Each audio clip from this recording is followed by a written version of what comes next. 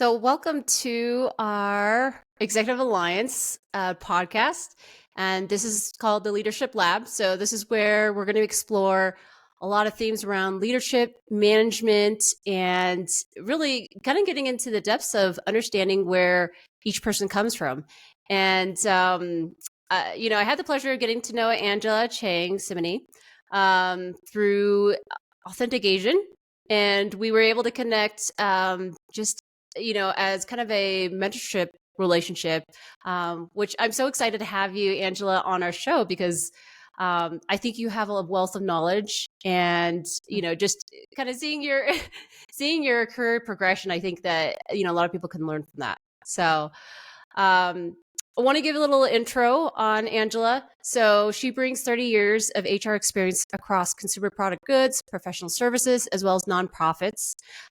She currently serves as the CHRO for Harvard Business Publishing, and she received her BS in Industrial and Labor Relations from Cornell University and sits on their Alumni Board. Angela serves as an HR venture advisor for SemperVirens, an early stage venture fund that invests in technology transforming work, health, and financial wellness. She also volunteers for two organizations to promote diversity among AAPI, which is Asian American Pacific Islander professionals, and increase diversity in the media industry. So, welcome, Angela. We're excited to have you here. Thanks for having me. Yeah, looking forward to the conversation. Awesome. Well, kind of going along, I mentioned the theme. That's we love to explore what kind of brought you here today. So, I want to kind of kick it off in terms of what how would you describe your upbringing, and how did that influence your leadership style?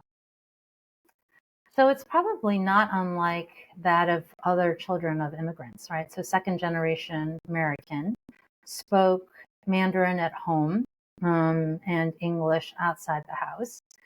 And, typical. Keep your head down, live up to the model minority myth, work really hard, don't boast, don't rock the boat, and do great things. My parents did not expect me to be a doctor, a lawyer, that kind of thing, but certainly excelling in life and being an only child meant that all of the burdens of their hopes, right, were carried on my shoulders. In fact, when I was born, right, they were expecting a son, because that's also typical, right, in Asian households. And I didn't have a name. I didn't have an Asian name for the first few days because the only one they had was one for a boy. Which I have since passed on to my son. But that was just sort of how vested they were in carrying on the legacy of the name, which also explains why I'm hyphenating. Back in the day when I started my career 30 years ago, hyphenating was not very common still, but it was really important to me to reflect my ethnicity, my heritage, and where I came from. I think perhaps if I had married a man who had an Asian name, maybe I would have taken his, but given that I married someone who sounds Italian, Cimini, and it sort of has a nice ring to it, Cheng Cimini, I decided to go with the hyphenate. But I think in terms of my upbringing, it definitely shaped who I was in the workplace, right? Heads down, work hard, don't rock the boat, and the meritocracy will serve you. And then, of course, you learn pretty quickly that that's not how corporate America works, right? You have to be vocal. You have to be extroverted. Introverts have to work twice as hard as extroverts do. I am naturally an extrovert, but that doesn't mean that I was always comfortable, right? Being loud and being seen and expressing myself. And when you're often the only, a woman, a person of color, and early on in your career, you tend to recede. You tend to abdicate your opinions in the service of, humility and, knowing your place in the world.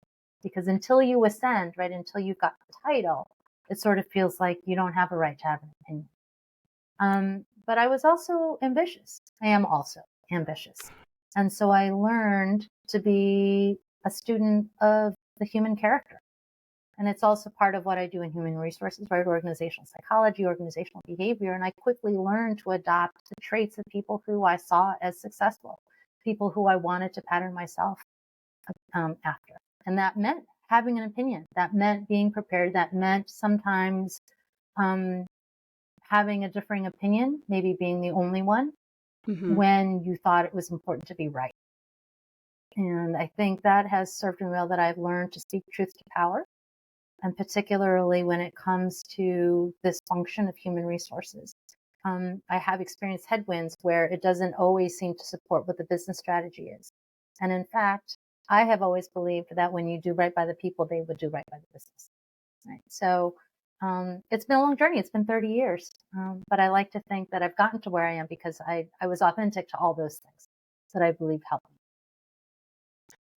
Yeah. So I'm kind of curious. You mentioned that, early on, as a kind of having that immigrant or Asian mentality of, keep your head down, work really hard, meritocracy is going to come. At what point did you have that shift where you realized that you couldn't just stay quiet and just keep your, opinions to yourself? Like, you had to speak up and advocate for yourself. Like, at what point did you have that transition? And were there some pivotal moments in your career that you realized that you had to be more outspoken? Yeah. So there is one really sort of breakthrough moment for me. It was early in my career, my first job out of school. I was taken to task, got an unexpected call by, the head of sales for the whole organization. He reported to the CEO. And he called me up and basically it just tore into me. And I can't even remember what the issue was. I think I was trying to hold a manager accountable. She was very close to him, dialed him up and said, "Hey, Angela just scolded me." And so he, in return, called me and told me that that was basically inappropriate. And she had, I think it was, she had violated a policy or had done something inappropriate. Mm-hmm. And so in that moment, I decided, well, look, I'm probably about to be fired, so I've got nothing to lose. And I said to him, I said, there's only one person who talked to me that way, my father. And you're not my father. So, I can choose to either go back to my office or pack up my things. But you know where you can find me. And yeah, thanks for the call. I hung up. I went back to my office. I called my boss, who was vice president of HR, and he's like, "Don't worry about it. I got it." And by the end of the day, I had gotten an apology from that head of sales. And I realized in that moment that I did have the power to advocate for myself, and that, in fact, I needed to do that. Don't you hate it when you're Yeah. you're driving home after a conversation? I should have said this. I should have done that. And you're beating Yeah. yourself up. Like, that is way more difficult to confront than what I did with that guy. He's just a human, right? He happens to be a bully, right? But it's way worse to look yourself in the mirror and know that you did something right by you than it is to take on someone who really was out of line. And so in that moment, I found my power. I found my voice. And that was a lesson really early on in my career. Was there something that led up to that in terms of sort of the culmination of you finding that, I don't know, that power, that courage? Because it sounds like there's a bit of a departure from maybe how you may have handled that when you were younger or earlier in your career. Yeah. And I think, so one of the things that I've learned from my husband is never get into a deal you can't walk away from. And I really, really like that. Like, you always need to preserve some modicum of agency where you can either double down or walk away, but always retain some level of control over your own destiny. And I've never forgotten that lesson from him because he's an entrepreneur, he's a business person, and he's never gotten into a deal that he couldn't walk away from. Right? He's never gotten so vested that he would throw all rationale out the window just because he'd gotten too deep in. Right. And I would say he's been very successful in business. And so I think that's true for how I lead my professional life, is I never get myself into a situation where I'm backed into a corner and I have to accept what is. Always find another way out. And to the extent that you can make that a win-win, so much the better. Yeah. If I know that you and Michelle have had a few conversations already and have gotten to know each other, and we're still trying to get to know each other here, Angela, but I'm curious a little bit about, leadership and, growing up, I grew up in a first generation Filipino American household. And it sounds like you grew up in a Chinese American household. But I'm kind of familiar with that environment. And as far as, having to just kind of follow the norm and just kind of do what you're told. Especially growing up, you don't really question authority. Um, and I'm sure it sounds like that's the kind of environment that you grew up in. At what point did you start to realize, you know what, I would probably be better off if I started to question authority? And like, how did you, when were some of the times when you sort of realized that was part of like what leadership is, not just following what has been done in the past or what's worked in the past, but like kind of thinking on your own and looking to basically lead your own life personally and professionally. What was some of those moments early in your life where you realized that, the folks that are telling me to do these things don't always necessarily know what's right for me, you know? So honestly, Eric, I think that has always been true. I mean, I think even growing up under, my parents' roof, I always questioned authority. I just never did it verbally, right? Like, but in my head, I'm like, do you really know what's better? Like, this doesn't feel right to me. And I want to rebel, but I never, I respected that it was their house and I respected their rules. And of course, he is my father. He is my, she is my mother. But I think I always internally questioned authority. So when I got to work and I found that there were organizations who actually encouraged that kind of thinking, that they encourage people to challenge the status quo, I just leaned into that. I'm like, oh, not only can I'm expected to do that. And so when it comes to the management of people, right, you're always having to think about how do you preserve their sense of value and respect? And that means sometimes challenging the business strategy to think about, have you thought about the human element to this? And so I've been able to develop the muscle of challenging to be tactful, to be productive, and to be strategic so that it becomes a welcomed part of the conversation and not confrontation. Yeah, that's tricky, right? Because a lot of times people they start to identify with, certain ideas, like that's my idea. If you question my idea, you're questioning, I guess, my character. And I get any thoughts or tips on how to, challenge ideas, but not necessarily, you know, put people on the defense or they have to defend themselves? I mean, there's only so much of that you can do, right? Some of that, because I can't necessarily make someone less defensive. But what I can do is help us agree on what the ultimate objective is. And so long as I can help to build the trust that I'm here for the same reasons that they are, then generally we can get along.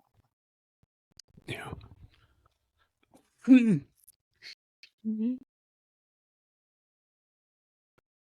So I'm kind of curious. So you mentioned, kind of going back into some of the things that set yourself up for success.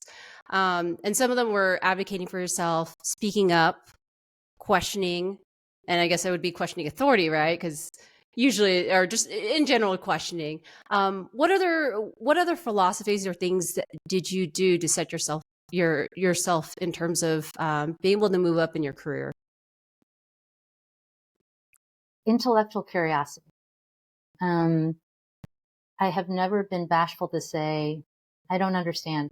Can you explain that to me?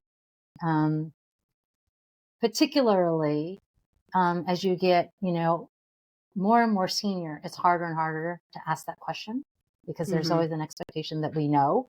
And I've always not been afraid because I'd much rather ask the question than be found out to be ignorant. Right? Like, so I'm just going to fess up. I don't follow this conversation. Can we start over? Can we rewind a little bit?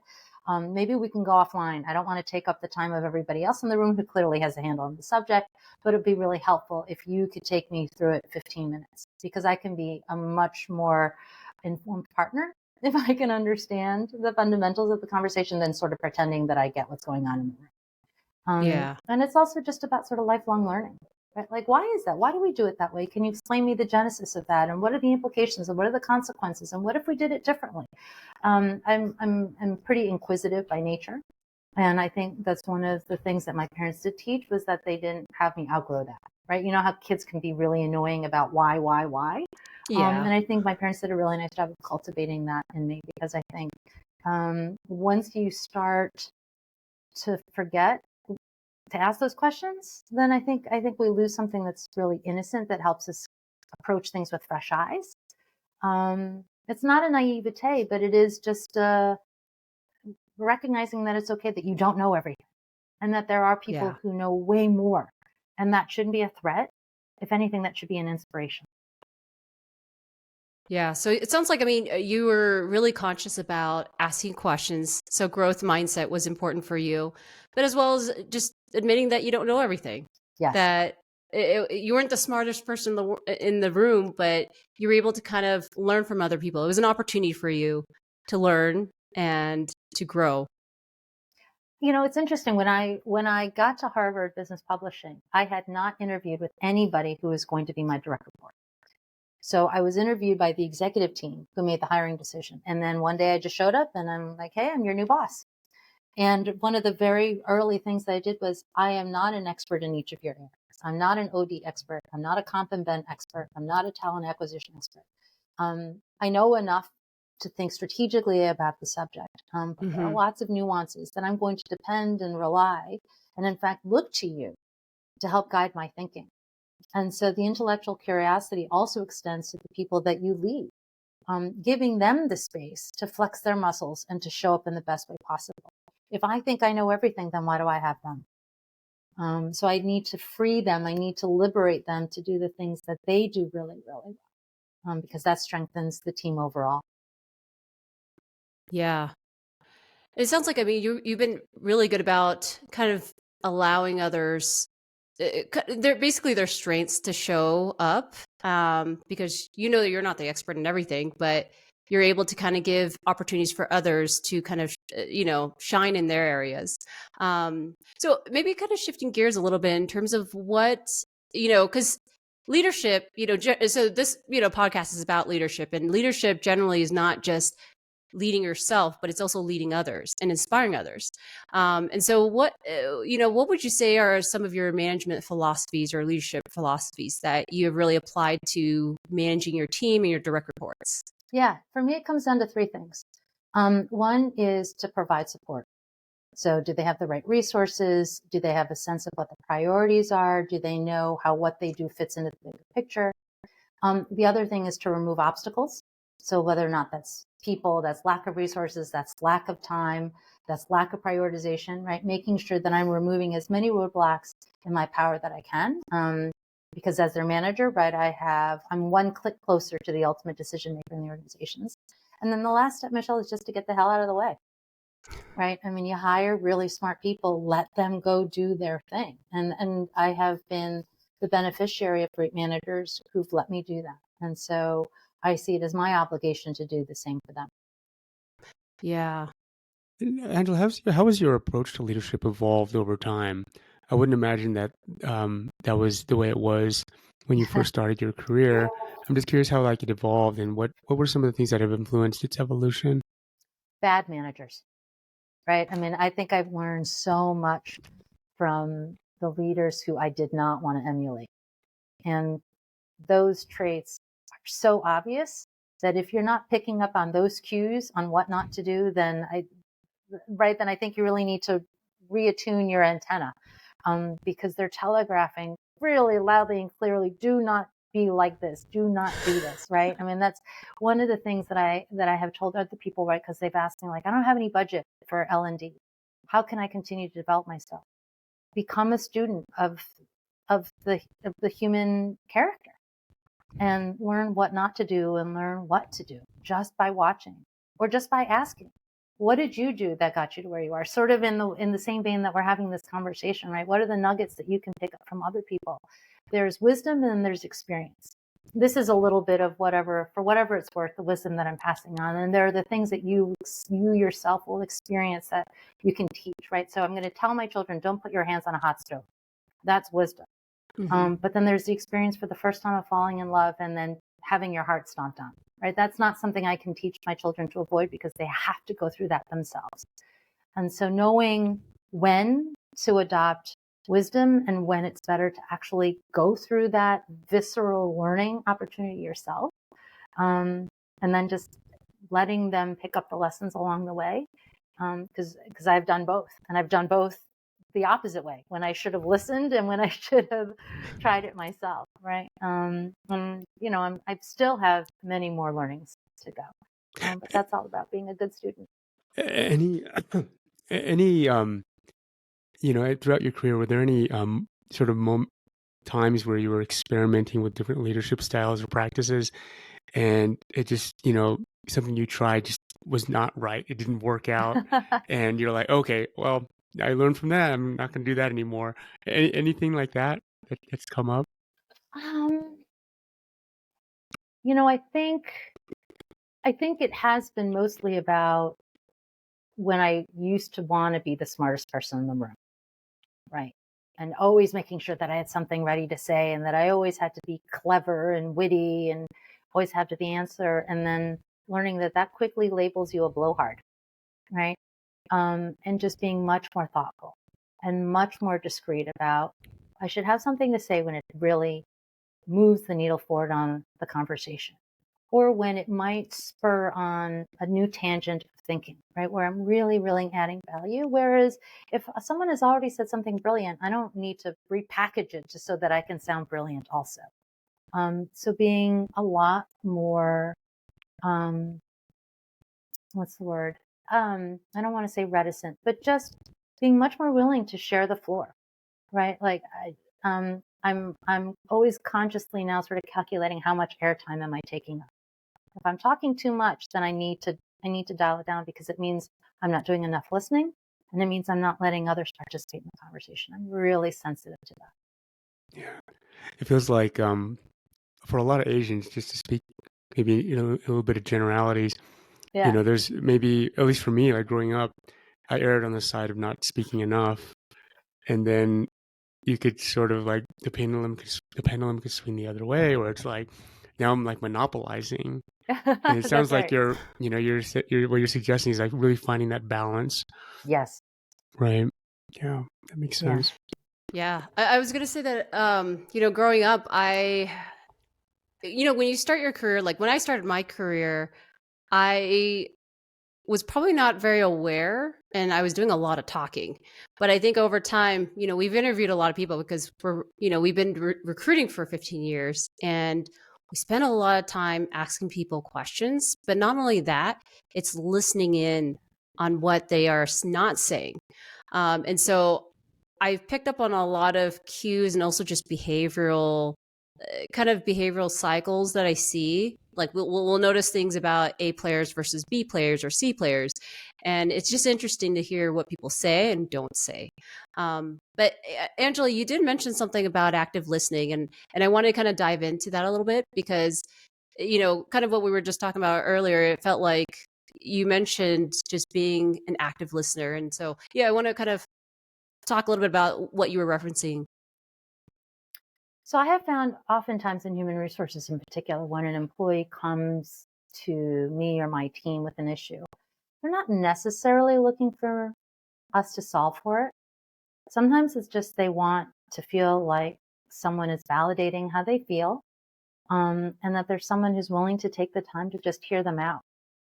And sometimes just the act of talking through it, they come to the best resolution for themselves, something better than anything I could have suggested, because they know precisely where they are and they know precisely what works for them.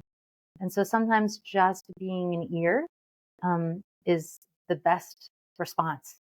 And so I've learned to leverage that a lot. And I think it has helped to build up my own reputation as someone that can be trusted, someone, in whom you can confide, and when appropriate can offer solution. But it always starts with, what feels right for that person. And it just starts with hearing them out. Yeah. I was going to say that, active listening and what you were describing, it kind of sounds like, a little bit of like therapy. I mean, it's funny because as recruiters, we do the same thing. People will share, not because they need a solution. It's just they want to be heard. They want to be seen. Sometimes they want to vent. And we end up hearing all sorts of stories that they probably shouldn't be sharing with us, but they do. So I get what you mean by that. Yeah, exactly. But it's okay, right? I mean, certainly since the pandemic, human resources, to the nth degree, has really morphed into this really complicated and multifaceted discipline where sometimes we are therapists and sometimes we are part lawyer and sometimes we are part physician and sometimes we are part, ally, and we are always business strategists. But I think it's part of what I love about what we do is that every day is not the same, but every day is about how do we make ourselves just a little bit better. And that's incredibly gratifying. Yeah. Well, I know we talked a lot about kind of your leadership philosophies. I'm curious to dive into a little bit about your challenges, things that set you back in your career, and what did you learn from that? So maybe like a scenario or kind of a pivotal moment in your career or life where it was challenging, it was tough, and what did you do about it? Yeah, there was a situation where at the start of my tenure, I had a fantastic relationship with the CEO.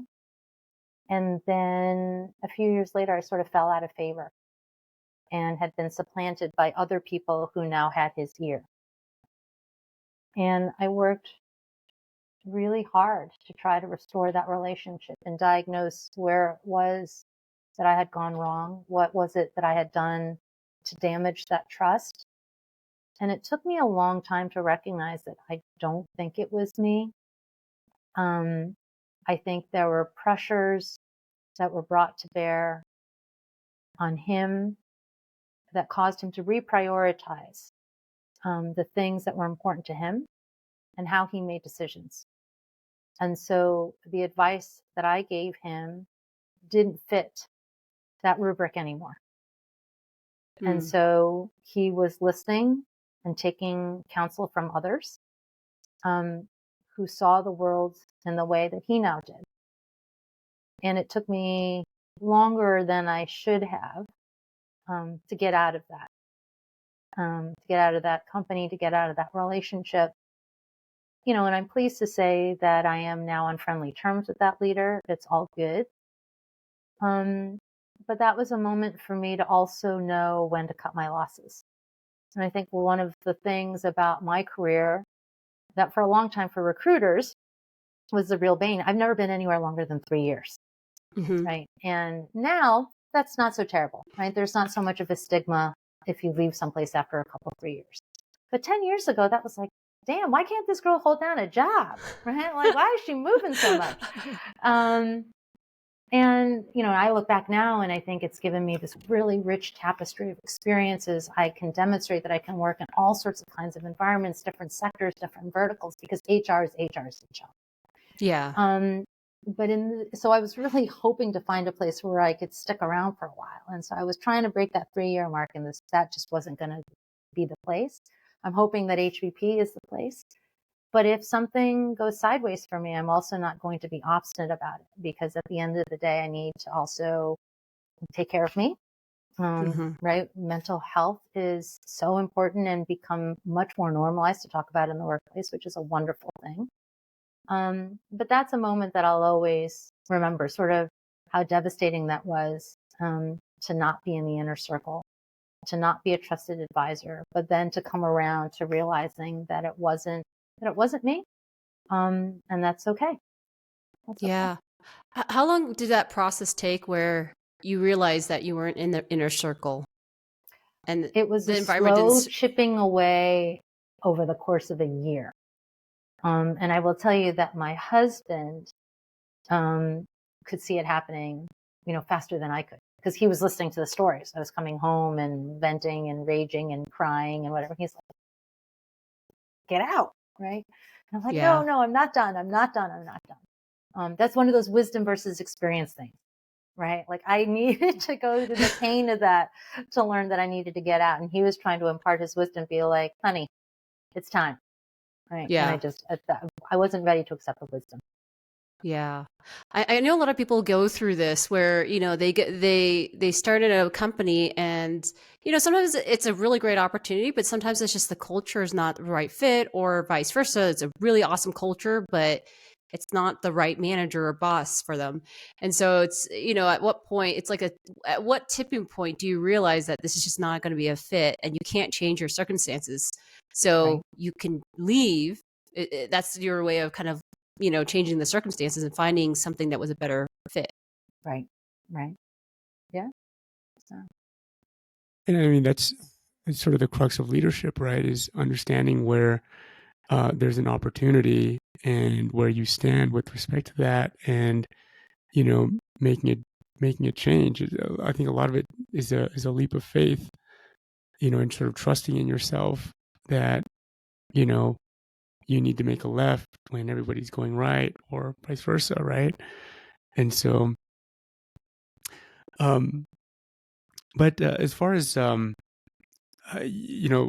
it's one thing, and we talked about this briefly earlier, but it's one thing to cultivate leadership within yourself. And I'm curious. I mean, you have a family.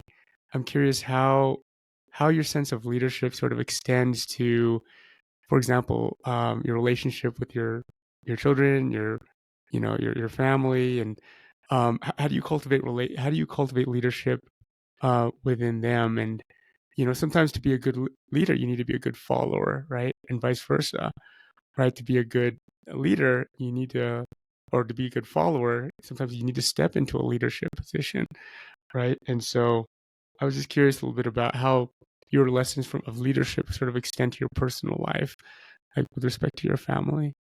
Well, I think one of the most important lessons that my husband and I tried to really help our children learn was honoring your commitments. So I remember my daughter getting invited to a birthday party, and then a few days accepting that invitation, and then a few days later getting, quote, a better one.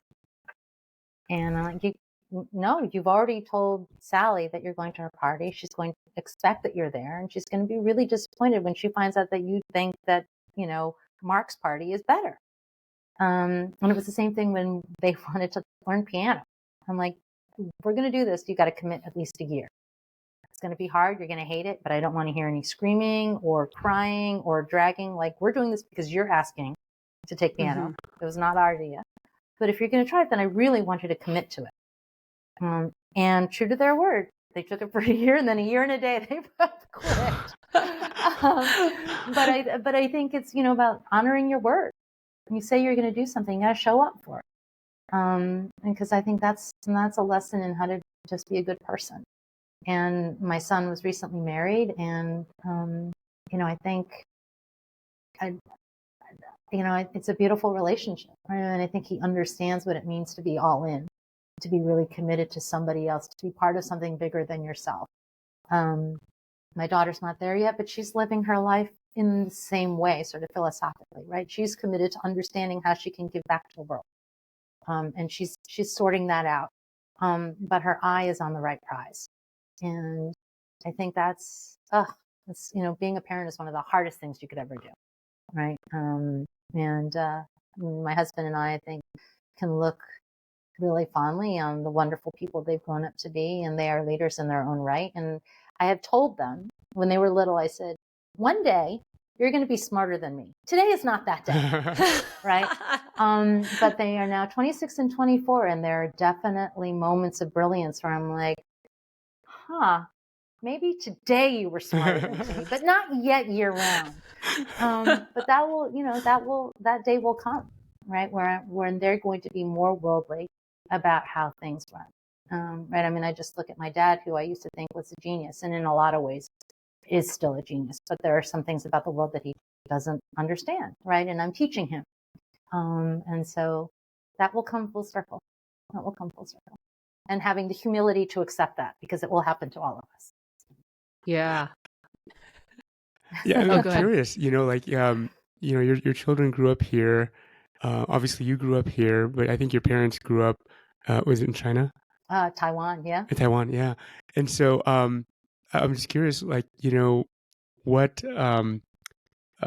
you learn from your parents that maybe you've decided to shelve and not sort of adopt, in your own style of parenting? Because I think you mentioned this a second ago, like being a parent is one of the toughest jobs, and as a parent, you have to be a leader, right? you're almost forced to be you're forced to be the leader, right? You're thinking about how to raise, you're making decisions, whether they're conscious or unconscious, on how to create a household, how to develop relationships, what you want your children to learn. And that's very much leadership. And I'm just curious, like what, what you learned from your parents, either good or bad, or whatever, maybe that you felt didn't serve you. And now you've sort of shelved that when you were raising your children. Agency, right? Allowing me to make choices for myself. I mean, I remember I was preparing for a band concert and my parents insisted that I wore one thing when I really, really wanted to wear something else. And I'm like, why do you have such a strong opinion about what I wear? What I'm wearing it was not like risque or didn't have, foul language on it. It was just, I wanted to wear purple and they wanted me to wear another color. Right. And I'm like, just let me control this little piece of my world. Right. I just let me exercise some agency. And I lost that fight. And I just remembered that it's really important to my children to have decision-making authority as soon as they are capable. So I'll tell you a story. We took them to Disney World. I think they were 5 and 3, old enough to count, old enough to do math. And I said, we're going to give you each $100 for the week. And when it's done, it's done. My daughter spent it all. Like by the second day, my son went home with money. That just tells you a little bit about how different they are. But I mean, but it was very empowering for them, right? And my son was like, okay, do I really want that stuffed animal for $45? No, I don't think so. My daughter's like, saltwater taffy. I want the whole box. I'm like, what are you going to do with 5 pounds of saltwater taffy? I don't know, but I want. I'm like, that's fine. But allowing them, right, to exercise that kind of agency is what we talk about at work. Right? We want people to feel empowered and enabled and trusted to make the thousands of decisions they make every day that our managers cannot possibly oversee. And so I think what works well in life works well at work in that regard. Yeah. And it totally translates. And we're talking about experience here. Like there's all this wisdom that you have, but you can't not tell them what to do. You have to have them, you got to have them experience it. So like when my daughter's like, I'm out of money. I'm like, can't say I didn't tell you. And she didn't, I mean, she knew the rules and she didn't complain. She watched her brother, continue to buy things and then go home with money in his pocket. Yeah. Well, hey, it's a life lesson that really applies to your life, still true. Like your career. Still true. It's still true. My daughter still spends money like it's, on trees. And my son is a saver. He's frugal. So that's a nice test. It is. It's a great test. I encourage every parent to do that on vacations. It's hugely helpful. Hugely helpful. Yeah. I love that too. $20? Yeah. Whatever you want to spend it on. But when it's done, it's done. Yeah. Yeah. Then you can really tell how they behave in kind of the real world. Yeah. So it's I love that. Cool social experiment on your We'll have to try that. Yeah. I definitely want to try that. So, well, I think I want to ask a little bit about, and maybe this is kind of just to wrap up, like, what advice do you have for somebody who's aspiring to be a leader, or maybe they are already a leader, but what kind of advice would you have? Be prepared like you're the smartest person in the room, but don't act like the smartest person in the room, right? You don't need to bring the bravado. There will be plenty of opportunities for you to show up and save the day. Just be ready for those when they present themselves. Share the spotlight, share credit, share airtime. Be generous. Be generous with your knowledge. Be generous with your time. Certainly what I've been doing now in the later stages of my career is paying it forward to pay it back. I find that really enriching. And then lastly, find a place where you can also just have fun, right? I mean, life is too short, right? I have fewer years ahead than I do behind. And, it shouldn't take something tragic to remind us of that. And that's true for work. We spend so much time at work. We spend more time with our colleagues than we do with our families. And why is that? Sometimes it's out of necessity because we have to work, but that means just really be present for the moments when you're not. Why is it? I was like, wisdom there. That's a lot of wisdom there. So, which is awesome. And, I want to kind of clarify, you mentioned be prepared. I guess, what do you mean by that? And like, what are things that you've done to kind of prepare? Yeah. So like do the pre-read, talk to some folks beforehand, ask the right questions before you get in there, make note of the ones that you have coming out of the meeting so that you can follow up, so that you can be prepared for the next time. Just sometimes you can wing it, but sometimes it's more appropriate just to do the work. Yeah. So putting the hard work to be prepared for that. Yeah, that's right. Awesome. Well, I don't know, Eric, if you have any other questions, but I was going to close it up and just want to make this has been sure. great, Angela. I really appreciate your time. Oh, you and guys sharing are your great story with hosts. us. This was super easy. As I have found spending time with Michelle, it's always a really easy conversation. And Eric, same, likewise. So thank you so much for making this a really organic conversation. Yeah. our No, I pleasure. appreciate it. You've had a lot of gems of wisdom. So I'm like, now we got to go and experience it. So we got to take some of those wisdoms and we got to go and experience it. Well, I guess anything else that, Angela, you want to promote, or what's the best way for people to connect with you? Yeah, so I'm the only Angela Cheng Cimini on LinkedIn. And if any listeners want to connect, just let me know that you heard me speaking with both of you on the Executive Alliance podcast, and I'll be happy to connect. Awesome. Well, we'll definitely drop in your LinkedIn. That way people can connect with you. Great. And we really appreciate your time. Again, we've learned a lot from this conversation and, just, all the wisdom that we need to go and experience. So thanks for having appreciate me. your time. All right. Great. Thanks, All Angela. right. Thanks, Angela. Bye, all. Bye.